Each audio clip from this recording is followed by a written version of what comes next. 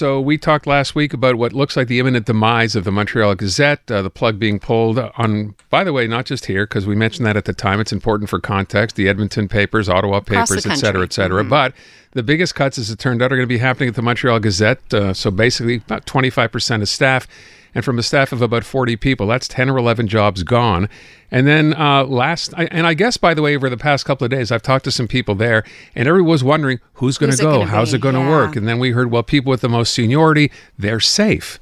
People who are the latest add-ons are likely to be the ones who get cut. And then I read a story just yesterday. Pat Hickey, who's with us in studio, decided, you know what? That's not the way it should be. And Pat, you decided, okay, if that's how it has to be, you'll be the guy to take the fall, and you decided to call it quits. Yeah, I mean, I certainly had seniority. I could have stayed. I didn't feel it was fair to some of the younger people who have kids and mortgages and responsibilities. I'm in a little better position to step away.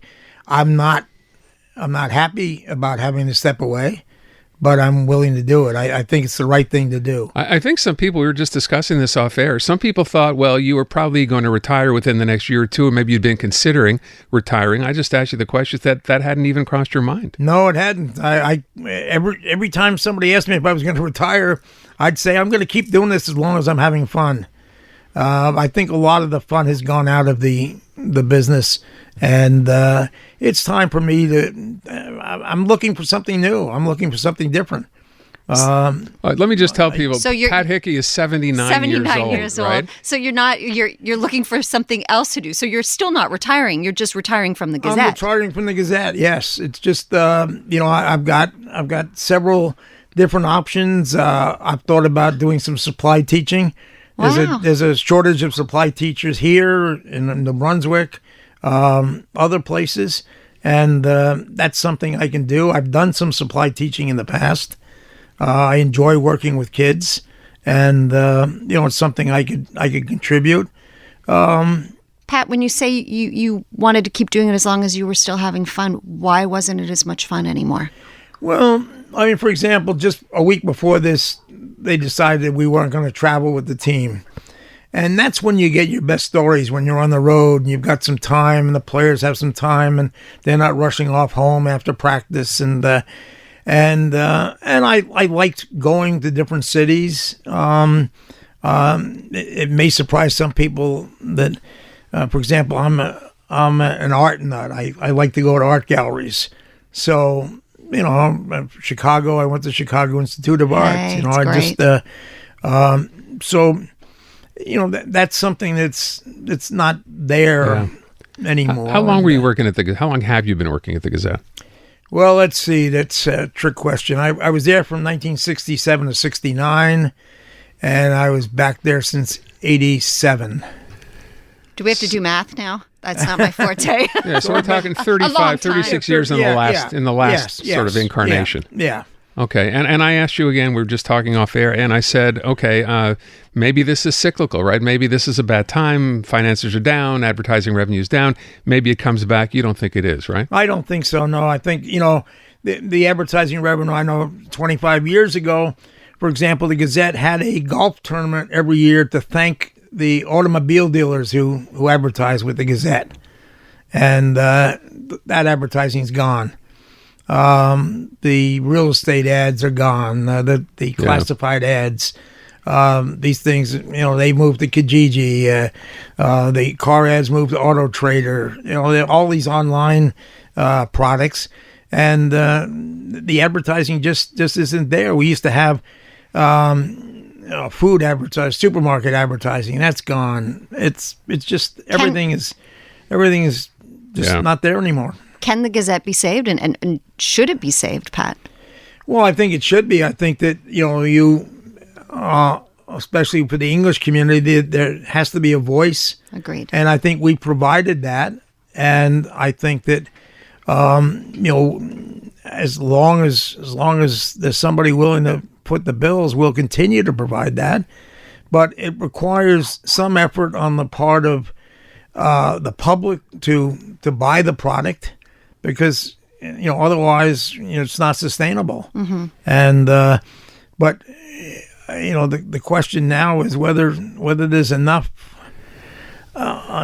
value in it to pay for a subscription, because the paper's getting smaller. But you look at someone like La Presse, right, who's taken their entire operation and put it online. They actually had a pretty good year. They have a lot of activists, it would seem, readers who got it, went ahead and contributed money. Right. Could that work for the Gazette, do you think, or not? It might. I mean, the thing is, we'd have to really convince people that it's worth saving and that it's a valuable product, and it'll be interesting to see, how it shakes out after these cuts, and whether, right now people are working very hard, and now we're going to be asked to do the same thing with 10 fewer people, and so it's tough. I just wondered too. Sorry, go ahead. How are people reacting to your announcement? Because, I saw Martin Saint-Louis reacting. Yeah, I spent about 25 minutes reading. I think every one of my colleagues has reached out to me. And I have to say that at some point, reading some of their comments, I was actually tearing up. I was close to, and that happened again last night. I was at the Canadiens game, covered the Canadiens game. And Marty St. Louis, the coach, came down and shook my hand, and it wasn't so much just it was thanking me for doing the right thing. It was the reason why I did it, and again I was I was emotional. So I would ask you a question. Sure. You obviously still, you loved what you did. Now you said you don't love it as much because the situation has changed, times have changed. Yeah. If the Toronto Star walked up to you tomorrow and said, "We want you to come work here," would you? They have the same problems. They have the same problems that the Gazette does, and things like that. I mean, they just had an ownership kerfuffle. One of the owners backed out, and I worked at the Toronto Star before. One of the reasons I left there was because they have a mandatory retirement age, and I was part of the group which recommended that. So I can't. It's not an option. Okay. It's there's. I've worked for 6 different newspapers, and I don't think I burned any bridges, but I don't think there's any opportunity. But if there was, you would go. You still want to do what you do. If I had a chance to do that, I would do it. But it's not in the realm of possibility, and it's not something that I'm looking for. So if we asked you the idea of what you think the future of the Gazette is, now you talked about we talked about local buyers, perhaps, right? I saw Mitch Garber post something. I've talked to other people who said, could it be saved that way? Do you think someone has deep enough pockets here to pull that off? That would help if they could find a local owner, but you would have to have somebody who would understand that they're not going to make any money and probably going to lose money. I remember years ago, Johnny Bassett was involved in the World Football League. Donald Trump was one of the owners, sure. And I remember saying to Johnny, I said, you've got all these deep-pocketed people. That's a good thing, isn't it? And he said, it doesn't matter how much money you have. It's how much money are you prepared to lose. And that's, that's the case. It's the same thing. People want to bring baseball back here and things like that. It's not going to happen because the economics are just not there. You're talking about a $2 billion investment. And I don't know of anybody that has $2 billion in Montreal who's willing to, Charles Bronfman felt he had to trade Rusty Staub because he wanted $100,000, and they only offered him $95,000. They traded him to the New York Mets. Charles Bronfman later complained that he had to pay Gary Carter $1 million, and now Gary Carter today would be making $35 million a year. It's nuts. The economics of baseball was just gone crazy. People say there's TV money and things like that coming in, but it just doesn't compute.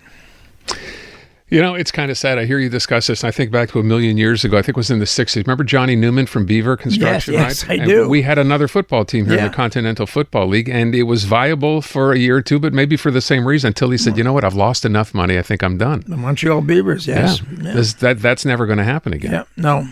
And I hate to hear you say that, but, you know, I'm a big baseball lover. I would love to see, as I think so many people would, even in a smaller stadium, even downtown, you don't think that's going to happen? I don't think so, no.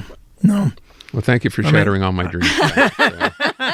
I mean, if I want to watch a baseball game, I drive down to Burlington and watch or Class C or Class B, whatever it is. It's just it's too bad. It's it is too bad. I mean, I grew up in New York, and I grew up with the Dodgers, and it broke my heart when they went to Los Angeles, and.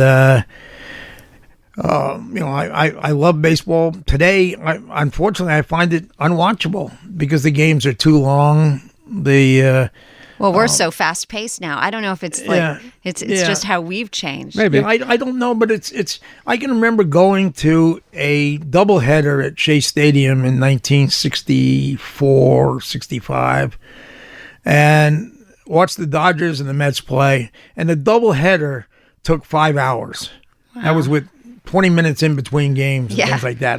Two games. That's a game and a third. 5 hours. Yeah. That's right. It's just and you had pitchers who pitched 9 innings. Now the guy gets the 5th inning and they say, it's a quality start. Yeah. Let's go with the middle reliever, and then they'll go through 3 relievers before they get to the closer. You've seen a lot of things change, and it's been terrific reading you over the years. We're going to miss you not being there, but as you said before, I think a lot of people looking at what you did and saying, you know what, thanks for being a mensch and doing the right thing to save some of those jobs at the Gazette from some of those younger people.